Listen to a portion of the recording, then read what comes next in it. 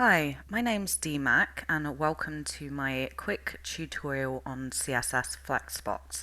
This course is aimed at absolute beginners and I will create a simple page displaying how to use rows, columns, how to vertically and horizontally align items, and how to create a responsive gallery using Flexbox. So first I'm going to create a new project. So I'm going to click open folder. I'm going to create a new project called Flexbox. I'm going to open that folder. I'm going to start by creating an assets folder. So within here I will have two subfolders. So one for my CSS and one for my images. So I will create a new file in the CSS and I'm going to call this first one index.css. I'm going to create a new file at the root directory called index.html. And I'm going to upload 4 images, so I'll be using the images on both the gallery and the home page. So for this tutorial, I would recommend using images that are the same size, as we're just doing a quick run through, so I'm not going to be messing around with the images and resizing them to make them fit.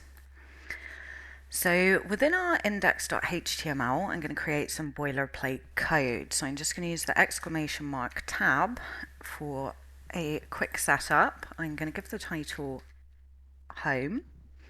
And we're going to import our style sheet. So we'll use our link tag, have a rel attribute of style sheet, and the href will be pointing to assets, CSS, and index.css.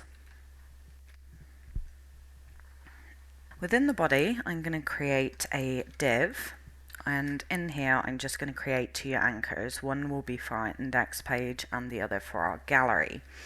So I'll create an anchor with our index.html. We'll call this one home. And I'll create another anchor, and this one is going to point to our gallery HTML page that we'll create later.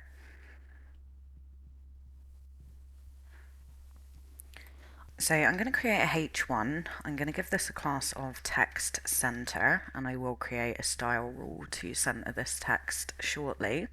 So I'm going to call this Flexbox. I'm then going to go and I'm going to create a container. So I'm going to make a div and I'm going to call this Flex Container. So this container is just going to be our outer div. This is what's going to contain our inner divs that we want to align and make mobile responsive. So within this div, I'm going to have 2 more divs and they're going to both have a class of box. So I will just duplicate that. So within the first div, I'm going to have a h2 and I'm going to add in some lorem ipsum text. So if you want to go ahead and look online for a generator or write your own text, that's fine. So what is lorem ipsum? I'm then going to create 2 paragraphs and paste in some of that lorem ipsum text.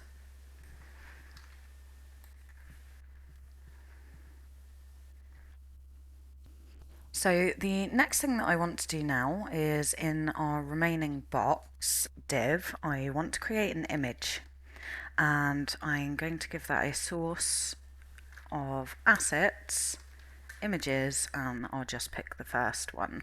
I'm going to give it an alt attribute of image of Corfu. So I'm going to open this up. So I'm using an extension called Live Server to open it. If you want to download that, it is Live Server. So Live Server just allows me to quickly open this in the browser. So looking at our page now, what we have here is we have our first div. Okay, so this is our text, and then we have a rather large image that doesn't fit on the page and has side scroll. So what I want to do here is on a larger screen, I want to have the text on one side taken up half of the screen and the image on the other side. And then what I want it to do is on a mobile screen, I then want it to take up full widths for each. So in order to do this, we'll go back to VS Code and we will begin styling. So the first one we want to target is our flex container. So we're going to give this a display of flex, and we're then going to give it a flex direction of column. Now, by default, a flex container will go to a row, but because we want to code mobile first, we're going to have it into a column first. And then within our media queries, as we scale up, we will turn it into a row. So we're then going to target our box class. We're going to give this a width of 100%. We're then going to also give this one a display flex. We're going to set the flex direction to a column because we want it to stack down and it will automatically go to a row otherwise. The reason I'm adding flex into this box is because I want to align the content horizontally and vertically. Now there is other ways to do this, I just want to display it with flex. So we can then align our items to the center and we can justify our content to the center. So this will both vertically and horizontally align those items. So if we flick back now to our live site, we can see not much has changed. We can see now that our text is in the middle. And if we scale it down, it still just stays in a column and we have overflow here still. So we're going to go ahead now and we're going to start changing that to go side by side and sort this image responsiveness out. So next we're going to target our box image, so any images within that box div. Then I'm going to give it a width of 100%, and we're going to say height auto so that the height scales with the width so that we keep our aspect ratio. Not actually going to need our text center class now since we're aligning the stuff in the box horizontally and vertically. So the next thing we'll do is we'll create a media query. So we have at media only screen and I'm going to set the min width to 800 pixels. So the min width media query is going to say from 800 pixels and above. We want to change the CSS. So we're going to target the flex container. And we're now going to change the flex direction into a row. We also need to change the size of our boxes because they're taking up 100%. So if we don't change the size of the box, they're still going to take up the whole page. So we will just set this width now to 50%. So if we switch back now to our live site, we can now see that they're side by side in a row. So if we drop this down now, once we get below our 800 pixels, it turns into a lovely column. The image continues to shrink. No matter how small we go, we have no overflow. Next, we're going to create our responsive gallery page. So we'll create a new file and call this gallery.html. We'll create our boilerplate code again. We'll call this gallery. We're going to import our CSS file. So we have our link with our rel attribute of style sheet. Add a href. We're going to give this one the assets /css /gallery.css path. We'll then go ahead and we'll create a new file. We'll call this gallery.css. So we'll just open up our index and we'll copy our links and we'll add those into the top of the body. We're now going to create a new div and we're going to give this a class of container. And within the container, we're going to create our images. So the first one is going to be our Corfu one.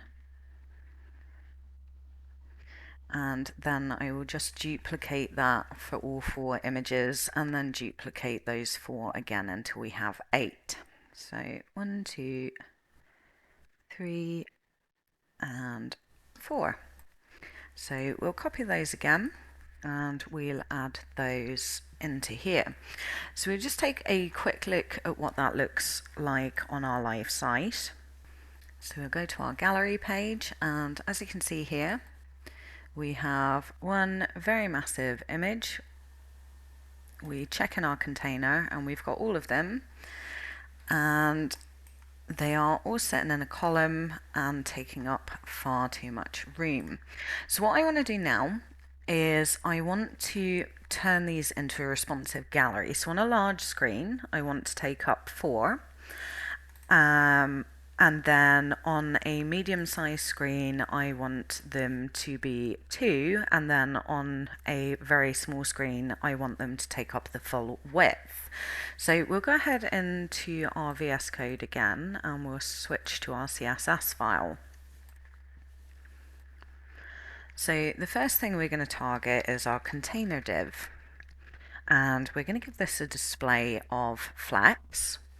And we're also going to give it a max width of 1480 pixels. So we're then going to target all of our images that are within the container and we're going to give those a width of 100%.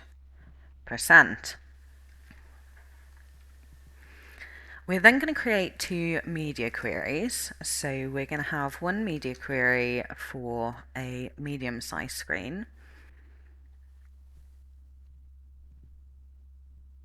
So that's going to be our, we'll say a min width of 600 pixels. And within this, we want to target those images and we want them to have a width of 50%.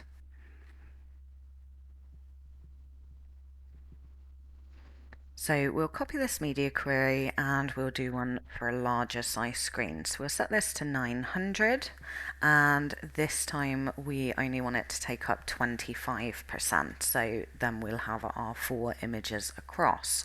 So if we go back to our live site now, we're going to see that all of our images are in a row on the larger size screen, but they are now causing overflow because they're bigger than the container can hold because each one is taking up 25%. So as we scale down, they do drop into, I can see 2 at once and then I can see 1 at once, but we have this massive overflow. So there's a really nifty property that we can use for this called Flex Wrap, and what Flex Wrap will do is it will say when the content inside becomes too big for its container, automatically drop onto the next line. So if we switch back to VS Code and within our container class we're going to add a flex wrap property and we'll give that a value of wrap.